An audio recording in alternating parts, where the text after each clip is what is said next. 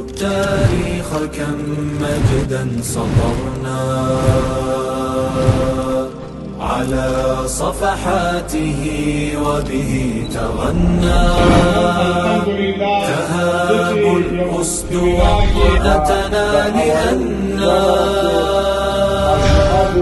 لغير الله كلا ما ركعنا. أبات والشموخ لنا حليف. اولا ما این سمینار را که گرفتیم برای جامعه خصوصا بالای طلوگر خیلی مؤثر تمام شده، خصوصا برای استادایی که در اینجا اشتراک کرده بودن. خیلی نظریات مفید را برای استادا ارائه کرد و استادا میخواهم از تمام اساتید گرام که این سمینار را که اینجا ارائه شد برای آنها و این را باید برای شاگردان و برای متعلمین در مکاتب چی کنن ارائه کنن و برای جامعه ما خیلی زیاد مؤثر تاثیر شد. خداوند پال اداره را همیشه موفق داشته باشد و همیشه اداره را از سر این اساتید کرام و شاگردان عزیز کم نکند. نظر ما ای است که باید در آینده همچنان می سمینارها باید دایر شود.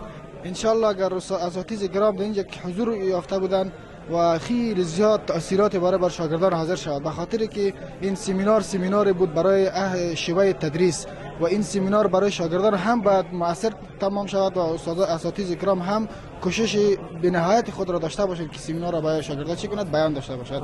در عموم خیلی زیاد تاثیرات مثبت دارد، به خاطر که این سمینار برای اساتید است و اساتید برای شاگردان هست و برای متعلمین هست. بعد متعلمین کوشش بکنند که از اساتید خود کدام چیزی را که مشکل دارند پرسان کند و این مشکلی که حل میشد برای اساتید که به سمینارها هست.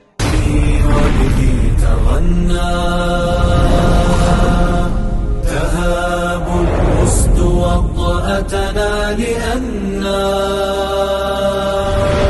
لغير الله كلا ما ركعنا.